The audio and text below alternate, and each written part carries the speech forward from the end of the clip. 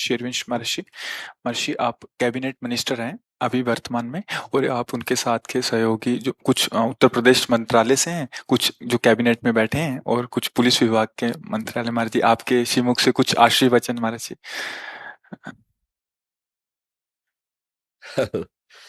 देखो, भारत सदैव भागवत धर्म से युक्त देश रहा है। अब धीरे धीरे आधुनिकता ऐसी बढ़ती जा रही जिससे हमारे आचरण हमारे धर्म के प्रतिकूल होते जा रहे हैं।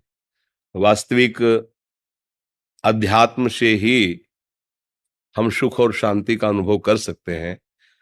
दूसरों के सुख के लिए जो जीवन धारण करता है वही महात्मा है, वेश कुछ भी हो। अगर वेश साधु का है और स्वार्थवश वासनाओं की पूर्ति, उसे महात्मा नहीं कहा गया। भले पैंट शर्ट में है, पैजामा कुर्ता में है, धोती कुर्ता में है, पर उसका दूसरों का हित करना स्वभाव बन गया है, तो उसी को महात्मा कहा गया है। हमें चाहिए कि हमें जो भी पद भगवान की कृपा से भारत सरकार की पदवी पर जो भी पद मिला है, उससे हम समाज में शांति और सुख का विस्तार करें। वो तभी होगा जब यहां होगी। खास बात है, अगर हमारा हृदय शांत है, कैसे होगा शांत हृदय? किसी पद को पाकर, किसी संपत्ति को पाकर, सम्मान प्राप्त करके मन शांत नहीं होता, भय और अशांति से युक्त होता है। कहीं पद छूट न जाए और कहीं विरोध भावना प्रकट हो जाए। इसका मतलब शांति का कुछ और स्वरूप है। तो भगवान श्री कृष्ण चंद्र जो कह रहे हैं कि श्रद्धावान लभते ज्ञानम तत्परा संयतेन्द्रियः ज्ञानम लब्ध्वा पराम शांति मचिरेणाधिगच्छति। शांति का स्वरूप है, अगर ज्ञान प्राप्त हो जाए तो शांत हो जाएगा, उसकी वृत्तियां निर्मल हो जाएंगी। तो ये नहीं कि ज्ञान प्राप्त करने के लिए उसे साधु वेश धारण करना पड़ेगा। महाराज चक्रवर्ती सम्राट अम्बरीश जी परम ज्ञानी, परम भगवान के भक्त, तो सम्राट पद से तो फिर छोटा ही सब पद होता है।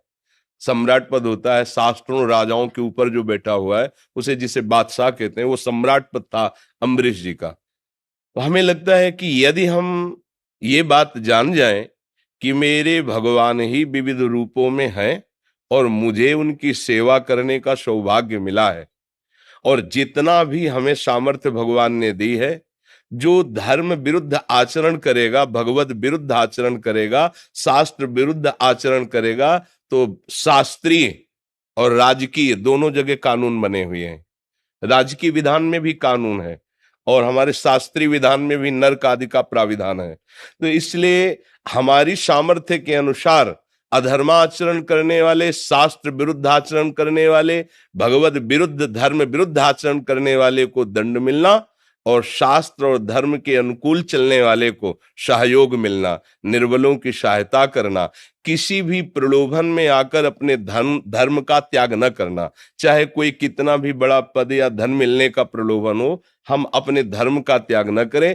तो इससे हमारे हृदय में जो सुख आएगा वो समाज में विस्तरित होगा, जो शांति आएगी वो हमारे समाज में बढ़ेगी।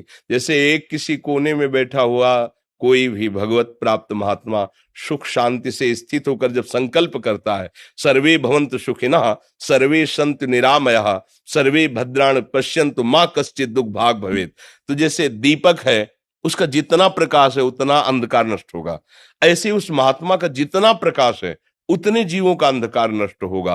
तो आपको भी जो पद मिला है, बहुत से नगर, गांव, लाखों लोग आपके अधीन हो सकते हैं। प्रेम, सुख और शांति। आज हम सही ना समझने के कारण कुछ लोग अपने पदों का दुरुपयोग करने लगते हैं।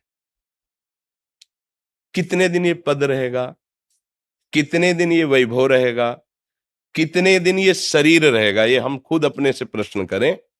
नहीं, एक नियत समय के लिए है। काल से कोई भी अंग रक्षक नहीं बचा सकता, काल से कोई भी सुविधा, धन, दौलत, पद मुझे नहीं बचा सकता उस कालातीत परमात्मा के सिवा। तो हमारा जितना समय बचा है, हम प्रभु का स्मरण करते हुए धर्म पूर्वक चलें और ये बहुत बड़ी सेवा है। देखो, चाहे हम एकांत गुफा में रहे हो, पर आके समाज सेवा ही करके जाना होगा। तो आपको तो प्रारंभ से ही समाज में रख दिया और भगवान ने योग्यता दे दी और आपके हाथ में अधिकार दे दिया। आप लाखों लोगों को सुख पहुंचा सकते हैं, आप लाखों लोगों को दुख से बचाने का उपाय कर सकते हैं। तो हमारी प्रार्थना है, जो भगवान ने आपको पद दिया है, ईमानदारी से सत्य को साक्षी रखकर आप उस पद पर चलिए और भगवत स्मरण करते रहिए। तो ये जन्म भी आनंद और सम्मान पूर्वक कटा और हम भगवान के पास जाकर भी उनका प्यार दुलार प्राप्त करेंगे। ये जगत का जितना भी स्वरूप है, ये प्रतिपल एक रस नहीं रह सकता, ये परिवर्तनशील है। आप देख रहे हैं, एक समय आपकी बाल्यावस्था थी, अनजाने में जान ही नहीं पाए, जवानी आ गई और जवानी कब गई पता ही नहीं चला और शरीर शिथिलता और बुढ़ापा की तरफ। तो आगे वाली भी की तो सोच लें, उस दशा का नाम है मृत्यु। जैसे बाल्यावस्था, यौवन अवस्था, जरावस्था, तो फिर मृत्यु अवस्था है। मृत्यु के बाद का हमारा परिणाम, ये हमारी खेती जो हम कर रहे हैं, वो हमें भोगना हो। अवश्य में भोक्तव्यम कृतम कर्म शुभाशुभम। जो पदों में बैठ करके खूब मनमानी आचरण करते हैं, तो भगवान ने उन्हें उनके सुकृत के अनुसार सौभाग्य दिया कि समाज रूपी नारायण की सेवा कर लो। और अगर वो उससे चूक गए तो फिर ये दुर्लभ देह और ये बहुत ही माननीय पद, ये हमारे किस काम में आए। इसलिए हमारी दैन्य भाव से प्रार्थना है, आप सब जो जिस पद में हो, सत्यता और ईमानदारी से भगवत प्रसन्नता के लिए करोगे तो है संसारिक कार्य, पर इससे आपको भगवत प्रसन्नता प्राप्त हो जाएगी, भगवत प्राप्ति हो जाएगी। अम्बरीश जी को पता नहीं था कि मेरी रक्षा में सुदर्शन चक्र है। जब दुर्वासा जी अपने तपस्या के अभिमान में आकर के उनकी परीक्षा के लिए गए और कृत्या प्रकट की, मंत्र से मारण का प्रयोग किया, तो सुदर्शन चक्र जी प्रकट हो गए। जबकि एक वो महात्मा है जो लंगूटी वलकल की लगाकर केवल दूब का रस पीता है, और एक वो राजा जिसकी बहुत सी रानियां और बहुत सा वैभव है, पर वो भगवत सेवा परायण है। खास बात, अम्बरीश जी जगत को भगवान की सेवा मानकर राजपद पर बैठ, तो सुदर्शन चक्र उनकी रक्षा में है। काल भी उसे परास्त नहीं कर सकता जिस पर हरि का वरद हस्त है। मुझे चाहिए कि मेरा जीवन ये तो लाभमय हो ही, और मेरा मरण भी महोत्सव बन जाए। जैसे हमें अभी कहीं विदेश जाना हो और मुझे कोई ना परिचय हो और तुरंत मुझे देश से निकाला जाए, कैसा लगेगा?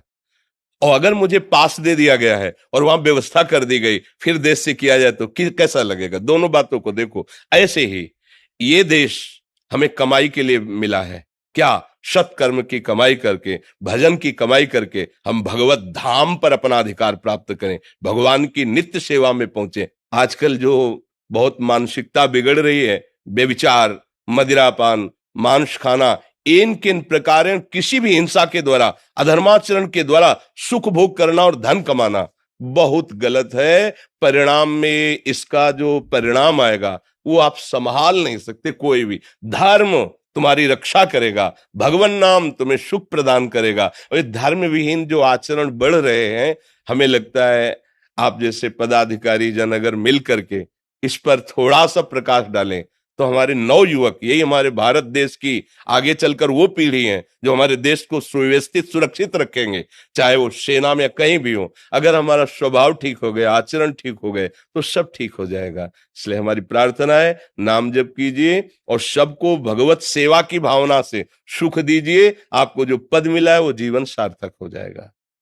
और हम चाहते भी हैं हृदय से कि आपका स्वागत करें, पर एक तो भिक्षुक हैं और दूसरी बात यह है कि जब कोई गरीब जन ऐसे आते हैं और देखते हैं कि बड़े जनों को दुपट्टा मिला, माला मिला, और वो जब रो के हमसे कह देते कि महाराज जी मुझे क्यों नहीं, तो मुझे लगता है एक स्थान तो ऐसा होना चाहिए जहां सबको बराबर प्यार मिलना चाहिए। आपको तो सब जगह सम्मान मिलता है क्योंकि वो है आपका अधिकार, लेकिन वो आदमी जो एक गरीब आदमी आ रहा है, वो जब बाहर खड़ा लाइन में देखता है कि ये लोग तो सब दुपट्टा और हमको 1 मिनट खड़े नहीं होना दे, देखा और निकाल दे, तो इसलिए एक दिन नियम ले लिया था कि हम किसी को कोई भी बाहरी स्वागत, हृदय से हम आपका स्वागत करते हैं और हमारे वचन ही आपके लिए ये जो आप आए हैं ये हमारी लाडली जो से कृपा से आए हैं। श्री राधिका कृपा बिन सबके मनन अगम्य। जब हनुमान जी का दर्शन विभीषण जी कर रहे हैं, तब उन्होंने कहा प्रभु मैं समझ गया कि आज मेरे श्री राम की मेरे ऊपर कृपा है। जो प्रभु मोहि अनुग्रह कीन्हा, तो तुम आई दरस हठ देना। अब मोहि भाव भरोस हनुमंता, बिनु हरि कृपा मिले। तो हृदय का प्यार हम आपको समर्पित करते हैं। आप स्वस्थ रहकर और परम पवित्र बुद्धि के द्वारा हमारे देश की सेवा करें। बाहरी स्वागत हम तो भिक्षुक हैं कि आपको माला पहनाए या चुनरी डालें, ऐसा पहले सोचा था, हमारे मन में था कि अगर हमारे देश के पदाधिकारी जन धर्म का रहस्य समझेंगे तो लाखों को वो सुव्यवस्थित रखेंगे। पर जब उनकी बातें सुनी तो मुझे भी लगा कि इनका तो सब जगह सम्मान होगा, लेकिन उसका तो उसके लिए हमको इस स्थल पे एक श्रेणी रखनी पड़ी। एक श्रेणी में जैसे हम आपसे हाथ जोड़कर बात करते हैं, ऐसे उनसे भी बात करते हैं। जैसे हम आपको कोई माला चुनरी नहीं, ऐसे उनको भी कोई माला चुनरी नहीं। तो एक समान भाव हो गया। तो संत के दरबार में समान भाव ही, समता ही, यही सबसे बड़ा भगवान का आशीर्वाद होता है, जिससे किसी को दुख नहीं पहुंचेगा। इसलिए हम प्रगट में आपको चुनरी और माला नहीं पहना पा रहे।